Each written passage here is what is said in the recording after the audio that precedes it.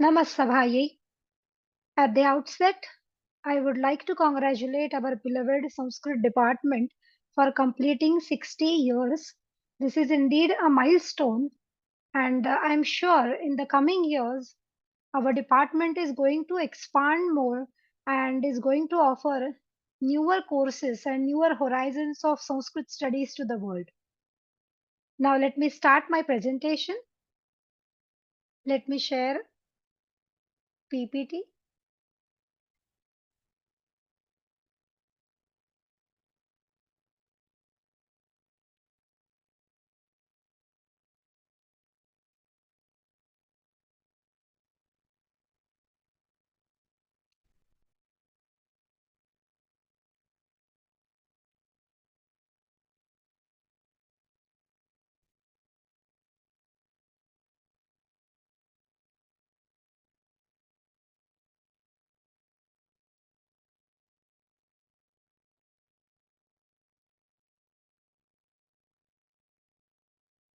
The topic of my presentation is World of Sanskrit Lexicons.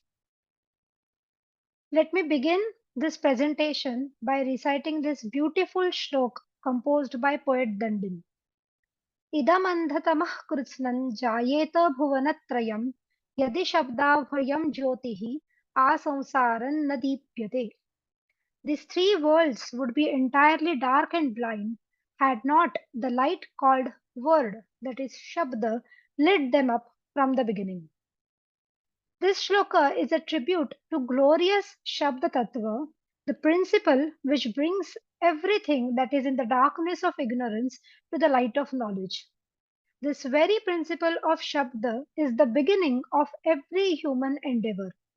And by Shabda, the entire language or the Vani Tattva is meant and celebrated so in the linguistic tradition of India. In general parlance, Shabda means word, which is used as a signifier to signify a particular object, to express a particular meaning. This entire world is based on the language, the Vyavahara of Shabda and Artha.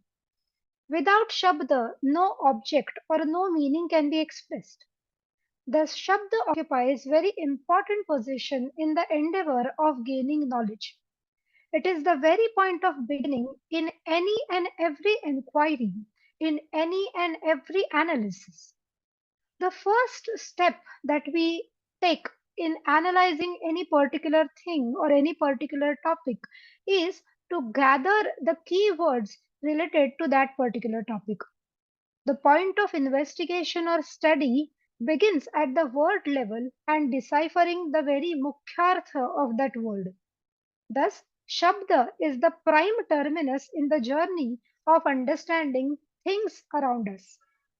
From the permutations and combinations of varnas of a particular language, we create n number of Shabdas, and soon they get established in the language in the form of usage, and they form the part of the vocabulary of that language.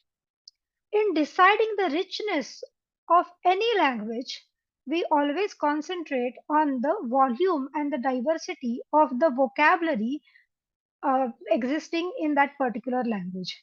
And when it comes to Sanskrit, we can surely say that the kind of vocabulary we have in Sanskrit is extremely rich and prosperous, which makes this language exceptional and also rich in its content.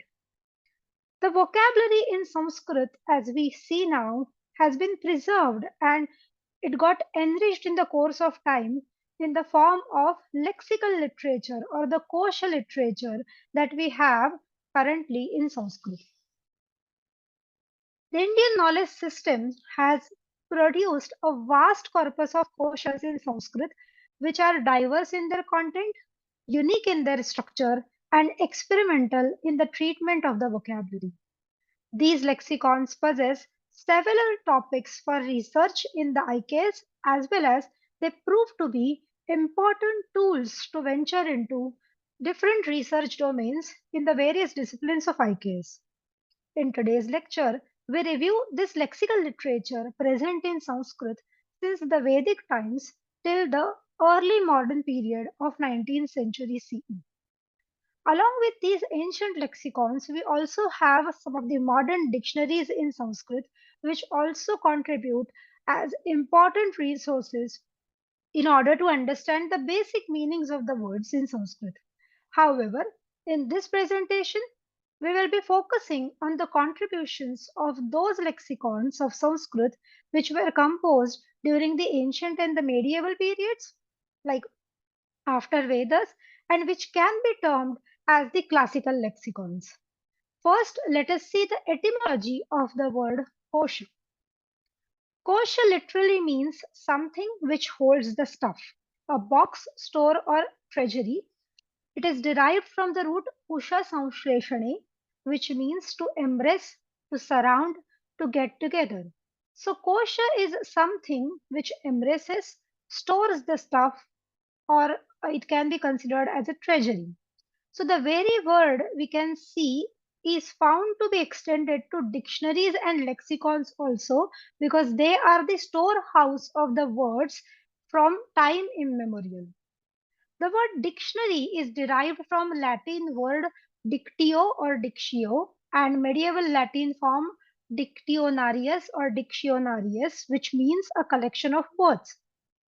Lexicon is another word for the dictionary, which is derived from the Greek word lexikon, which means the collection of words. So, lexicon is an inventory of lexemes. Lexemes means words. The science of making such koshas is known as lexicography in modern terms. Lexicography is a branch of linguistics in which, with the utmost scientific rigor, the theories that lexicographers use in the solution of their problems are developed. There seems to be no Sanskrit term specifically used or technically used to describe lexicography as such in our Sanskrit texts, but we may call it as Abhidhana Kosha Shastra or Abhidhana Shastra or Kosha Shastra. This branch of knowledge has been prevalent in India since the ancient times. In the literary tradition of India, number of koshas have been found to be composed and they were flourished at various points of times at different parts of India. So from Kashmir to Tamil Nadu, from Gujarat to Calcutta, from Vedic words to even regional words, and these Kosha literature we can see found to be spread all across the different parts of India, and it treasures tremendous information.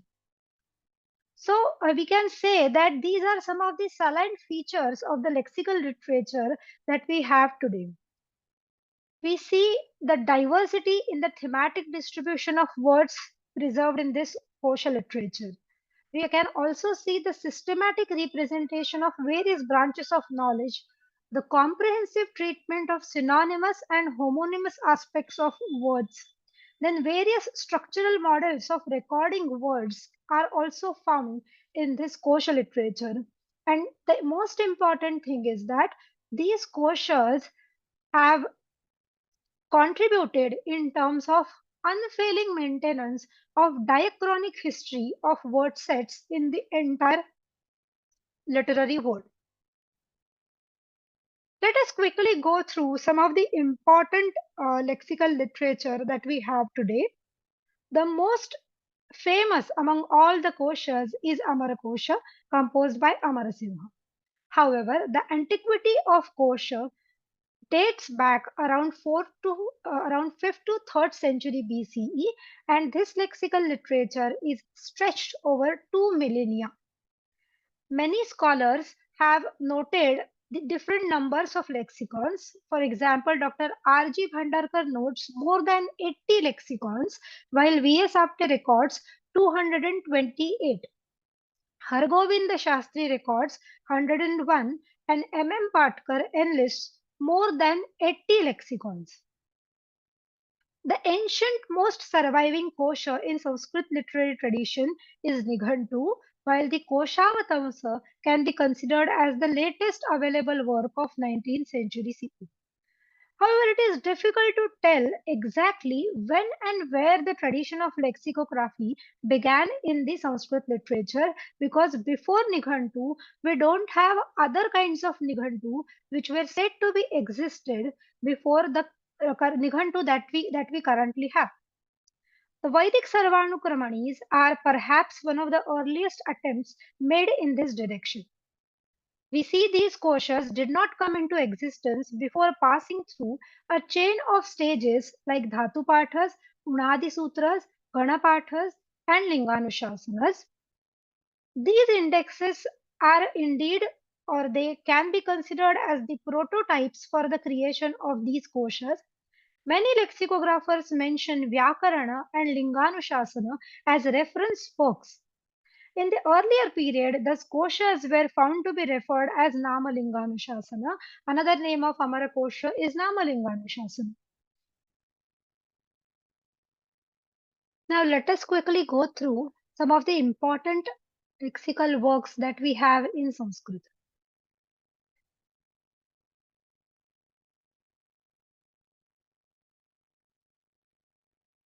So, as said before, Nighantu is the oldest important lexical work that we have today.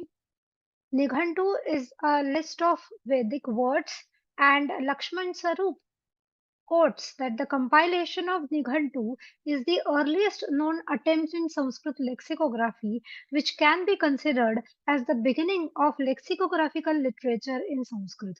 So, in Nighantu, words are arranged in a specific group of structure, which is found to be followed in later lexicons, which we will see in the presentation later on. But Nighantu is one of the important lexical works which actually paved the pathway for all the kind of lexical literature that we have today. After Nighantu, we have Dhanvantari Kosha and Amara Kosha in our hands. But before that, we also have some of the koshas authored by Vyadi and Katya. And these koshas are referred to by various later lexicographers in their works. But we don't have their texts as in the textual format, their lexicons in the textual format in our hands. After that, we have Dhanvantari Kosha, which is a glossary on medicines. So it's a glossary of materia medica, and it actually led to the creation of the entirely different tradition of medicinal glossaries which we have in Sanskrit. Then we have Amarakosha. Amarakosha is the most celebrated kosha which we have in Sanskrit, composed by Amarasimha before 6th century CE. Without Amarakosha, the world of lexicons is indeed incomplete. This lexicon is commented and quoted by many later lexicographers. It is a work of paramount and unquestionable authority. It is famously known as Namalinganushasana, and it is divided into Swargadikanda, Bhumyadikanda, and Samanyakanda. It has more than 40 commentaries on it, and it is also translated in several other languages. Let me give an example of one of its commentaries, which is quite an interesting example. There is a commentary called Amarakosha Viveka by Maheshwara, and it is composed in the later half of 17th century. It is interesting one because it notes Marathi equivalent expressions to Sanskrit words. So, for example, Amarakosha notes Dindima, and this particular commentary offers Davandi, which is a Marathi equivalent to Dindima. It also offers Gala for Matsya Vedana. In this way, this commentary, and there is another commentary called Subodhini, they offer Marathi equivalents to these Sanskrit words from Amarakosha. There is also Rasabhapala, who was a Koshakara, who is oft quoted in many later lexicographical works. Then we have Anekartha Samuchaya by Shashwata, Paryaya Ratnamala and Paryaya Muktavali, which are medicinal dictionaries. Then we have Abhidhana Ratnamala of Halayudha, which is famously known as Halayudha Kosha. Around 12th century to 17th century, we have a text called Vaijayanti, which is composed by Yadava Prakasha. Vaijayanti is a voluminous lexicon which also deals with Vedic words. So after Nighantu, no lexicon has dealt with Vedic words, which Vaijayanti does. At this kosha plays a role of a middle link to trace the changed meanings and the contexts of Vedic words till the current times. Then there are two works by the same title, Utpalini, composed by Shubhanka and Purushottamadeva.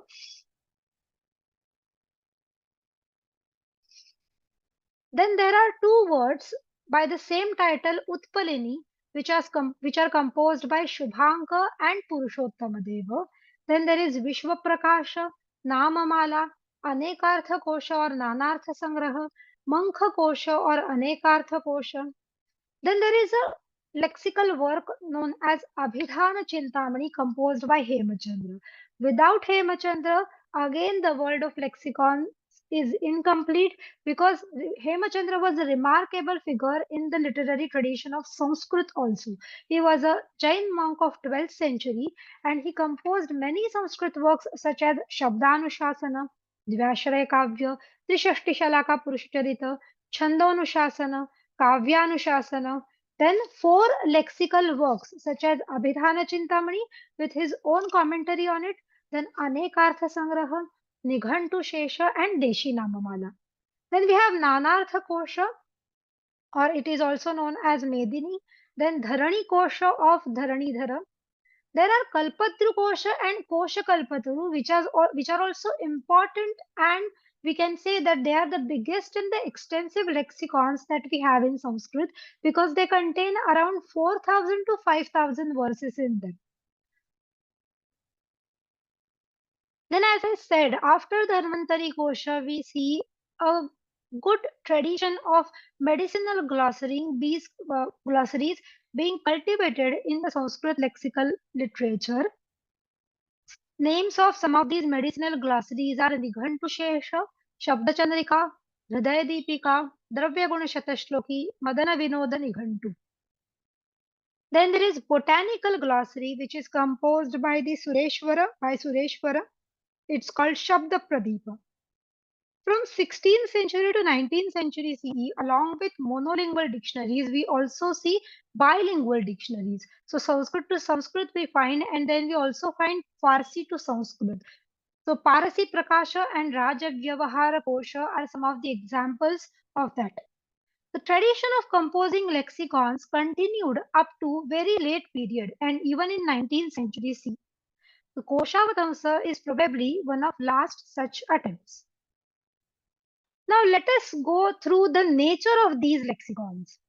Though lexicons are structured and presented in a particular manner, in the case of Sanskrit lexicons, however, we find the diversity in the methods adopted by the lexicographer to arrange and represent such a huge data. This characteristic makes these lexicons succinct and comprehensive.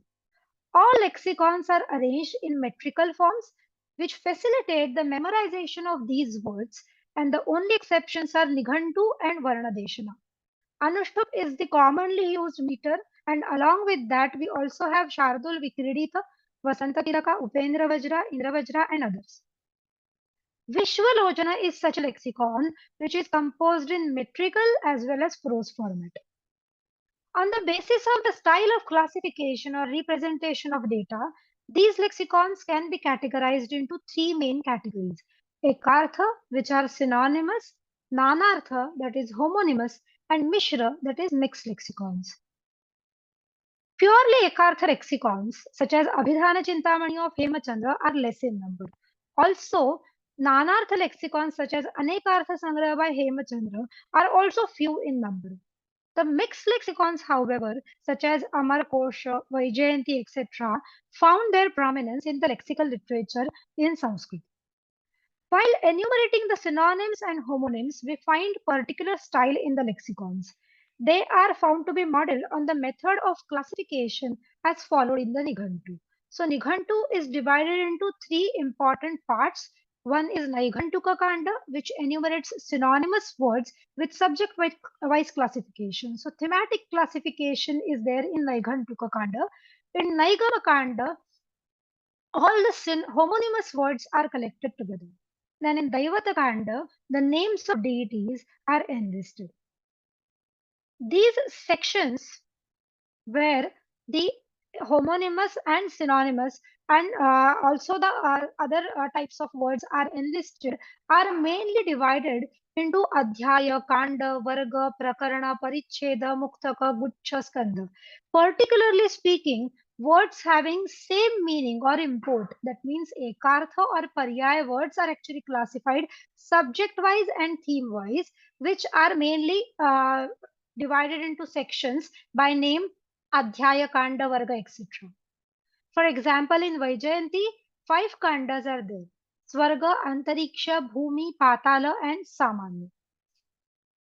These synonyms appear in nominative case, denoting the linga and vachana of the words. For example, there is this line from Amarakosha: Apastri Bhumni Varvari Salilam Kamalan Jalam.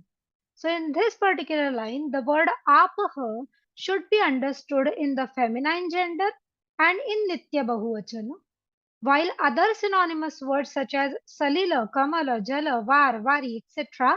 are neuter singular. The synonymous lexicons include synonyms of both simple as well as compound words. While enumerating the homonyms, no single technique is found to be uniformly adopted by the lexicographers, but these lexicons have generally resorted to the method of classifying words based on the number of syllables and also the gender and the suffixes in the word. For example, Nanartha Varga of Amarakosha states Gramanir napite punsi Shreshthe Gramadhipe Trishu. So from this we understand that the word Gramanihi, if in masculine, Pusi, conveys the sense of barber, that is Napita, but when it is used in all three genders, it has the sense of someone who is great, Shrestha, or Gramadhipa, the Sarpanch of the village. So like this, the gender actually underlines the homonymy that we find in different words of Sanskrit. In Abhidhana Chintamani of Hemachandra, the vocables are found to be classified into the number of syllables, and within that we see the words are arranged according to the last phoneme of the word. So in this way, different schemes are followed while arranging the homonymous words in these lexicons. Considering the initial letter of alphabetical arrangement for the alphabetical arrangement is actually done by Ajaya in Anekartha Kosha, which is a very rare phenomenon in the tradition of Sanskrit lexicons, but we see it is adopted in all the modern dictionaries. In the later lexicons such as Vishwaprakasha, Nanartha Ratnamala, etc., we see three techniques or schemes adopted while enumerating homonymous words. So, in one scheme, the word to be explained and the word homonymous to it are put side by side in nominative case, and the order mostly decides which is which. If difference of gender is found, the word to be explained is stated again. For example, balam shaktihi, balam sainyam, balam sthaulyam, balo bali. So in this way, the gender can be underlined and also the word which is homonymous is stated again and again in Shashwata Kosha. These homonymous koshas render the homonyms of simple words and not of compound words. A.M. Khatge, in his article titled Traditional Lexicons and Sanskrit Historical Dictionary, has given a statistical data of synonymous and homonymous words as found in popular lexicons such as Shashvatas and Halayudha's lexicons, Amarakosha, Sharadiya Namamala, and etc. He also goes on discussing the notion of synonymy, whether a synonym, paryaya, exists of another word, the idea of homonymy and polysemy as accepted and dealt with by the Sanskrit lexicographers, which is indeed a worth read. In the beginning of many lexicons, list of rules is given which aids in reading the lexicon, the segregating meanings and vocables and identifying the genders, numbers and suffixes of the words. For example, Hemachandra, in the beginning of Abhidhana Chintamani, notes the relations which underline the synonymy between words. So he classifies words into three kinds: Rudha, Yaugika, and Sambandha, the meaning of which does not depend on its etymology are grouped under Rudha, the meaning of which depends on its derivation or may depend upon the quality or the activity it performs are grouped under Yaugika, and words which show any other suitable relation are considered under Sambandha. These rules are the important guiding posts which need to be known and studied before entering into the deep territory of lexicons. So, in this way, these lexicons have invented and experimented with the methodology of treatment of vocabulary, leading to the richness of lexical data on one hand and also complexity of representation at times on the other. Now, let us go through the content that we find in these lexicons. Talking about the subject matter of these lexicons, they are indeed encyclopedia of Sanskrit words.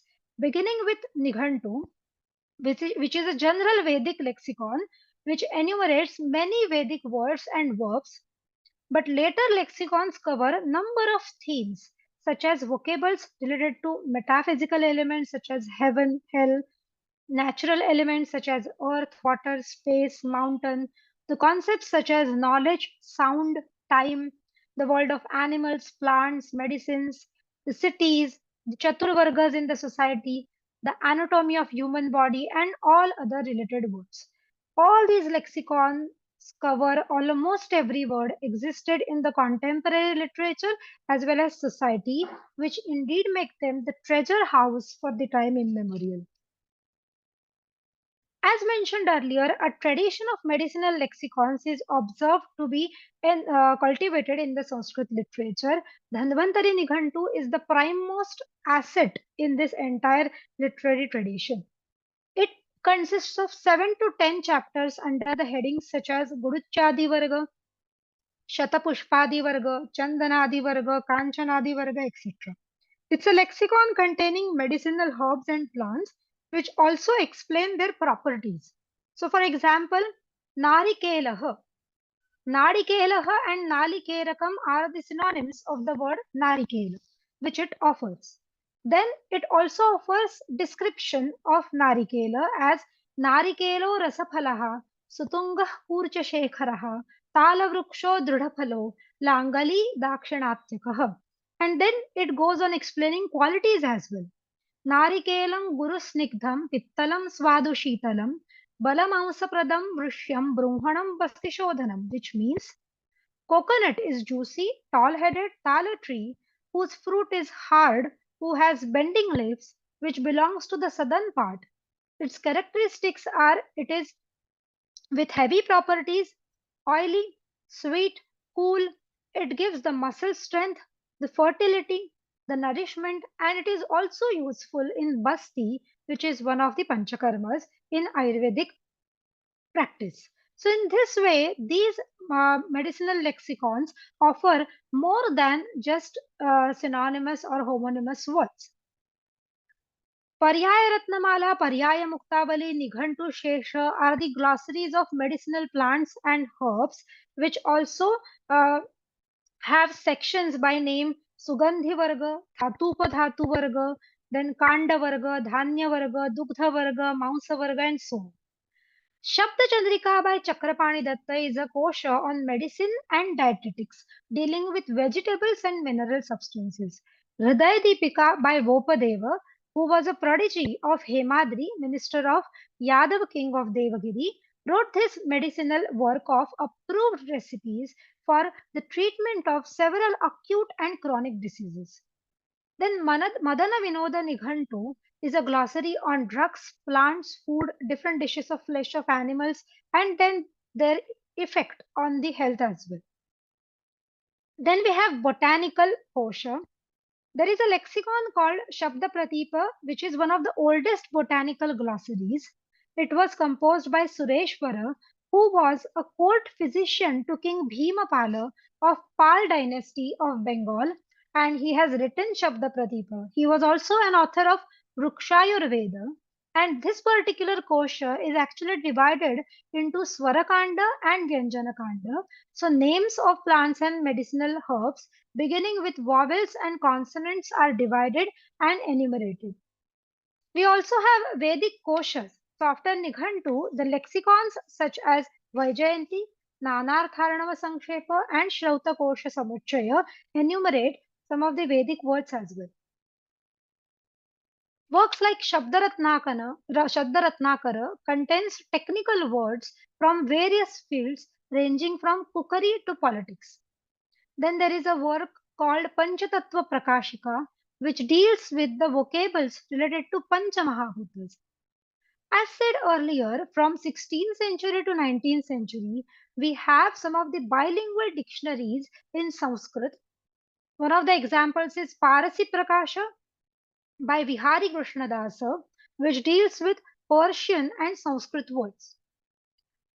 Then we have Rajavyavahara Kosha, which is ascribed to Raghunath Hanavante, who was a minister of Shivaji Maharaj, and he composed to translate many Sanskrit terms to Persian and Arabic words.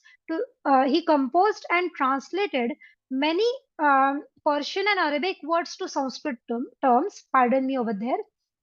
For the revival of old Sanskrit terms. So, for example, for Vajira, he gives Amatya. For Divan, he notes Senapati and Bakshi. Then for Marasaman, he writes Shalapati, and other examples are also there. As I said earlier, Purushottama Deva wrote a text called Haravali, which has words related to concept of time. Then he also composed Varna Deshana or Dvirupa Kosha, which are the lexicons having proper spellings of such words which have cognate letters such as kh and ksha, ja and ya, ha and gha in them, and which may differ in matra or syllables or genders but not in meaning. So, for example, Agastyaha and Agastihi both can be used. Kosha and Kosha, both of them have usage. Mathura and Madhura, Vasishtha and Vasishtha. So this question of correct spelling of certain Sanskrit words is still faced, and referring to such Dvirupa koshas can surely be an answer to this. Many lexicons deal with indeclinables, avyas in the end, but lexicons such as Avyaya Sangraha Nighantu dedicatedly enlist only avyas. Unadi Namamala deals with words with unadi suffixes. Then we have Ekakshara Nama Malika by Sudha Kalasha, which gives homonymous meanings of the monosyllabic words. So these are some of the unique examples of Kosha literature that we have in Sanskrit. All the lexical literature that we find is very sound in their literature review. So these lexicons have given the list of all available texts which they have referred to and consulted while composing their own lexicon. So this literature includes shastras, epics, puranas, kavyas, natakas, grammars, previous lexicographers, etc. Hemachandra, for example, has given a list of 56 works that he has used as a reference book for his koshas. Hence, this literature survey, as we find in these lexicons, help us in deciding the chronology, the availability, and the popularity of various Sanskrit literary works, and it also highlights the scholarship, the authority, and the in-depth research that these lexicographers were having. These branch specific or thematic lexicons actually came as handy for many scholars at different points of time and led to the creation of variety of literature in Sanskrit that we have today. Now, what was the purpose of composing so much of lexical literature in Sanskrit? As we can see, this lexical tradition is quite flourished during the entire course of time, and it is also extensive in its character. And having inspired from the earlier lexicons, later lexicographers from all over India have engaged themselves in the task of composing such vocabulary. Well, the intention of Nighantu was only to enlist the words of Vedas, different authors have mentioned different purposes of writing. So Dhanvantari in his Dhanvantari Nighantu writes that his purpose is to club different names of materia medica together to avoid the embarrassment that a doctor may face in a foreign land, which is quite true because these medicinal koshas were circulated and they indeed came as handy for all the Vaidyas to migrate and to also treat people around different places in India during that point of time. Shashwata, in his Kosha, notes right in the beginning that he has composed his lexicon for the balas or the ignorant ones. He writes that Sfutartha Padavinyasaha Shishunam Pratipattaye Krutoyam na Prabuddhanam Atah Kshamyantu Surayaha. Lexicons were specially composed so to maintain records and updates in the vocabulary at every point of time in various disciplines. For example, Purushottama and Jinadeva composed koshas to record the words left out by Amara and Hemachandra respectively. In Trikandashesha, Purushottama notes, Alaukikatvat amarasvakoshe nayani namani samullilekha vilokyatairapyadhuna pracharam ayam prayatna purushottamasya. So, we see that during the course of time, numerous words got contributed to the later lexicons, which were left out by the earlier scholars. That's why I mentioned earlier that these lexicons actually maintain the diachronic history of word sets that we have today in Sanskrit. The most important intention behind these lexicons was to aid poets or scholars in composing their own works.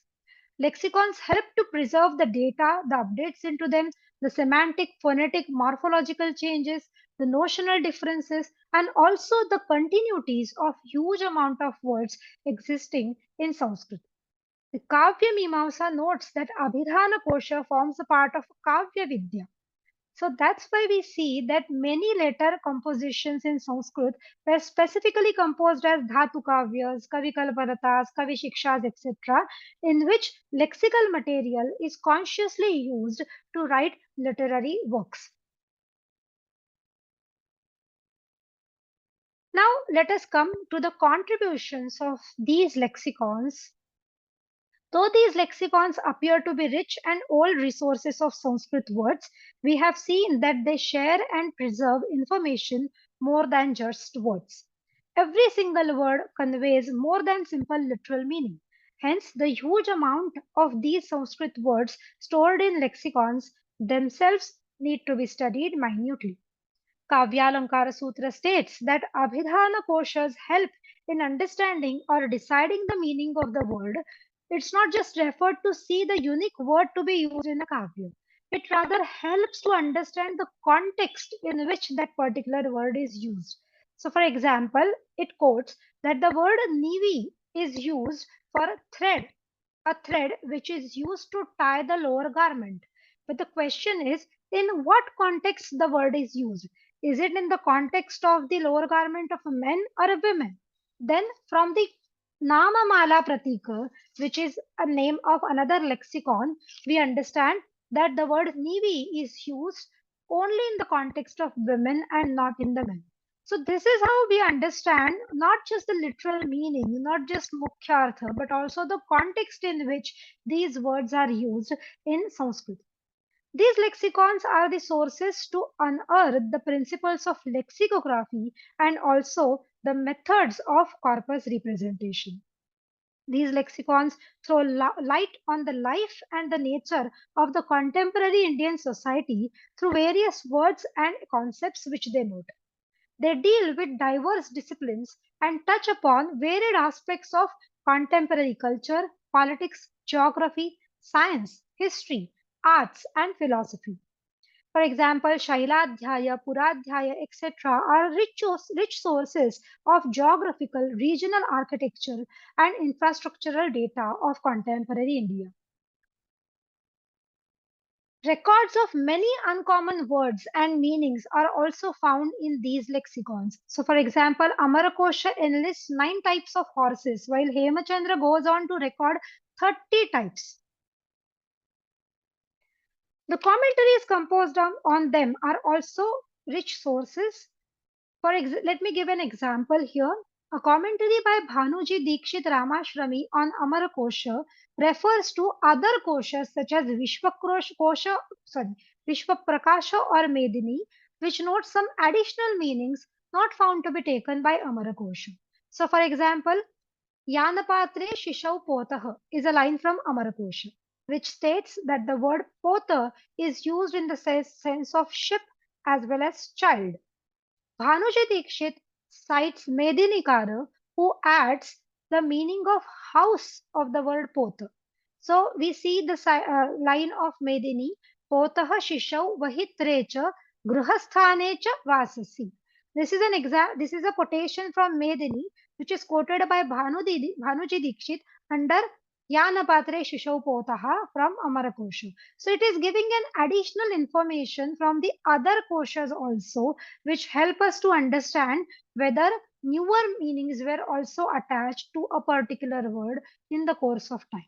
So apart from giving Prakriti Pratyaya and etymologies, these commentaries also refer to other texts such as Manusmriti, Kavyas, scriptures for the supportive statements to the meaning of different words.